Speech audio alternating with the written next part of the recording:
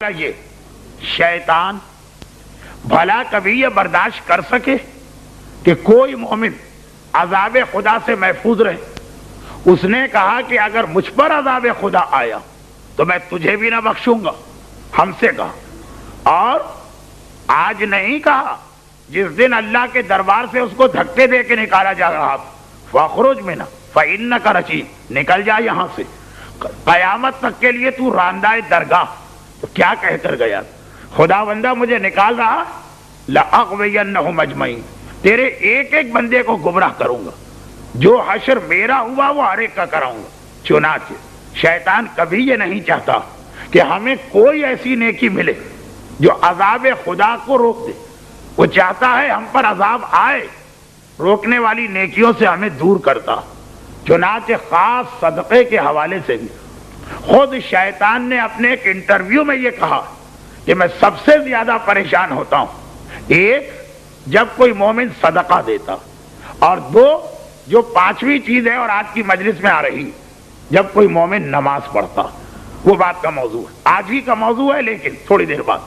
اب شیطان جب یہ دیکھے کہ نہیں بھائی فلاں مومن ہر ممکن کوشش کے باوجود میرے ہاتھ سے نکل گیا اور وہ صحیح راستے پہ چلا گیا، تو اب شیطان دوسرے انداز سے حملہ کرتا۔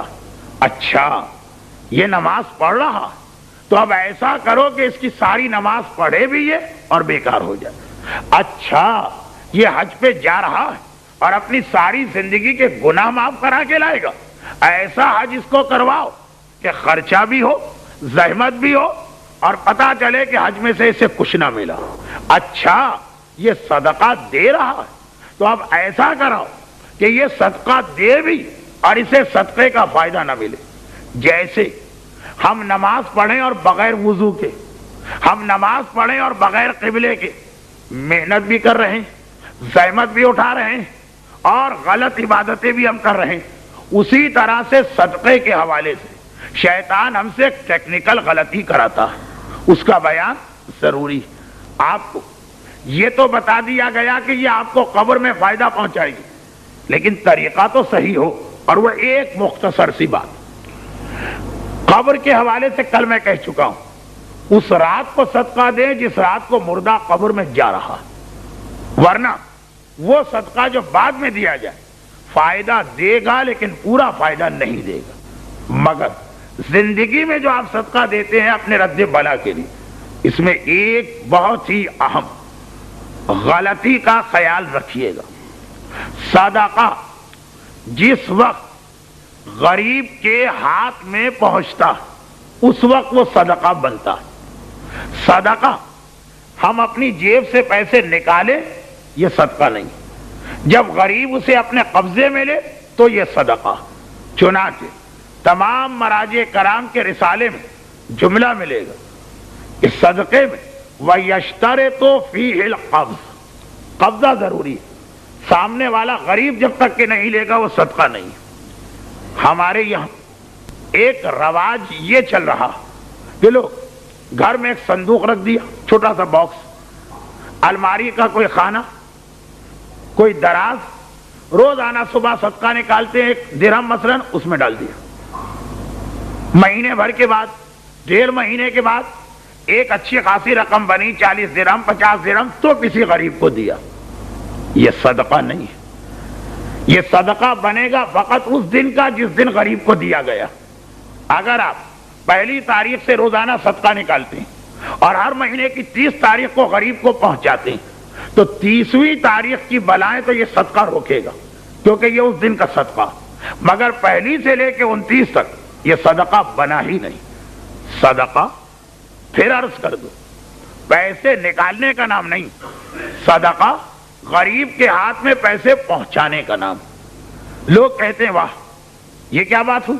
میں نے کہا بہت ہی آسان مثال، ڈاکٹر نے آپ کو نسخہ لکھ کے دیا کہ فلاں بیماری روزانہ ایک ٹیبلٹ کھائی، آپ نے کہا میں روزانہ کیوں کھاؤں، 30 تاریخ کو اکٹھا میں 30 گولیاں کھا لوں گا، پہلے 29 دن کوئی فائدہ نہیں ہوگا، اور 30ویں دن بھی شاید فائدہ نہ ہو، الٹا نقصان ہو جائے ایک ساتھ 30 گولیاں کھانے کا۔ صدقہ دوا، غریب کی مدد کا ذریعہ نہیں، لوگ اصل میں غلط فہمی میں مبتلا ہو جاتے ہیں، سمجھتے ہیں کہ صدقہ غریب کی مدد کا ذریعہ ہے. نہیں، غریب کی مدد اس میں ضمناً ہوتی، اصل ہے یہ دوا، اور دوا اپنے طریقے سے استعمال کی جائے تب فائدہ ملتا. اب ایک سوال وہ یہ کہ پھر کیا طریقہ کہ صدقے کا فائدہ بھی مل جائے؟ پہلا تو بالکل واضح بات، روز کے روز صدقہ نکالے اور پہنچا دیں غریب کو. بلکہ ابھی جو ایک جملہ میں نے کہا اس سے بات واضح ہو گئی ہوگی. صدقے میں یہ بھی شرط نہیں ہے کہ غریب ہی کو دیا جائے، غریب کو دے ثواب زیادہ، لیکن اگر غریب نہ ملے کسی کھاتے پیتے کو بھی دے دے تو کوئی حرج نہیں. ہاں، وہ آپ کو جوتے مارے اس کی ذمہ داری ہم پہ نہیں آتی کہ آپ کسی سے کہیں جی آج میں آپ کو صدقہ دینے آ رہا ہوں، وہ الگ مسئلہ. لیکن یہ ہمارے یہاں جو غلط فہمیاں ہیں اس کا نتیجہ. خیر، اور بھی تو دوسرے طریقے ہیں، نمبر 2 اور نمبر 3 اور نمبر 4. مجھے معلوم ہے کہ آپ مسائل سننے نہیں آئے، اور اسی لیے میں نے نماز کے مسئلے نہیں پڑھے، خمس کے مسئلے نہیں پڑھے. صدقے کا ایک مسئلہ فقط اس لیے پڑھ رہا ہوں کہ صدقہ بیکار نہ ہو، کیونکہ نماز نہ پڑھنے والے بھی ہمارے ہاں صدقہ دیتے ہیں، روزہ نہ رکھنے والے بھی ہمارے ہاں صدقہ دیتے ہیں. اب سنیے مختصر سے 3 طریقے. نمبر 1، غریب کے ہاتھ میں پہنچنا چاہیے، لیکن اگر غریب کسی کو اپنا نمائندہ بنا دے، اس کو آپ دے دیں، وہ بھی غریب کہلائے گا، کیونکہ اسلام میں نمائندگی یا وکالت چلتی. کس کو نمائندہ بنا دے؟ آپ خود نمائندہ بن جائیں. کوئی ایسا گھرانہ غریب، بیوہ کا، یتیم کا جس سے آپ کے تعلقات، آپ ان سے کہیں کہ بھائی روز کے روز میں 1 درہم نکالتا ہوں، پہنچانا بھی مشکل ہے اور آپ کے لیے بھی فائدہ مند نہیں، آپ اجازت دے دیجئے کہ آپ کی طرف سے میں اسے جمع کروں، اور 3 مہینے کے بعد جب ایک بڑی رقم بنی تو آپ کو بھجواؤں. اگر وہ غریب گھرانہ کہے میں نے اجازت دی تو آپ ہو گئے اس کے نمائندے. اب آپ نے صدقہ نکالا اور اپنے پاس جمع کیا، آپ کی طرف سے چلا گیا، غریب کے نمائندے کے پاس آ گیا، ایسا ہے جیسے غریب کے پاس آ گیا، اور یہ صدقہ صحیح ہو گیا. دوسرا طریقہ وہ یہ کہ اگر یہ طریقہ ذرا مشکل ہو رہا، کیونکہ اس میں آپ کو ایک تو پابند ہونا پڑے گا اسی آدمی کا جس سے آپ نے اجازت لی، دوسرا کسی کو پیسے دیے جاتے ہیں اس پر دھوس جمع نہیں کی، اگر ہم اس سے نمائندگی لیں تو ہمیں اس سے جھکنا پڑے گا. یہ کچھ لوگوں کے لیے بڑا مسئلہ ہوتا. تمام غریبوں کے نمائندے کا نام ہے امام، ان کی غیبت میں نائب امام، اور نائب امام اپنے نمائندے آپ کے شہر میں بھیجتے ہیں. اگر کسی بھی مجتہد کے وکیل سے اجازت لے لی جائے تو مجتہد کے وکیل کو مجتہد کی طرف سے حق ہے، اور مجتہد کو اصل میں امام کی طرف سے حق ہے کہ وہ تمام غریبوں کی طرف سے آپ کو اختیار دے دے.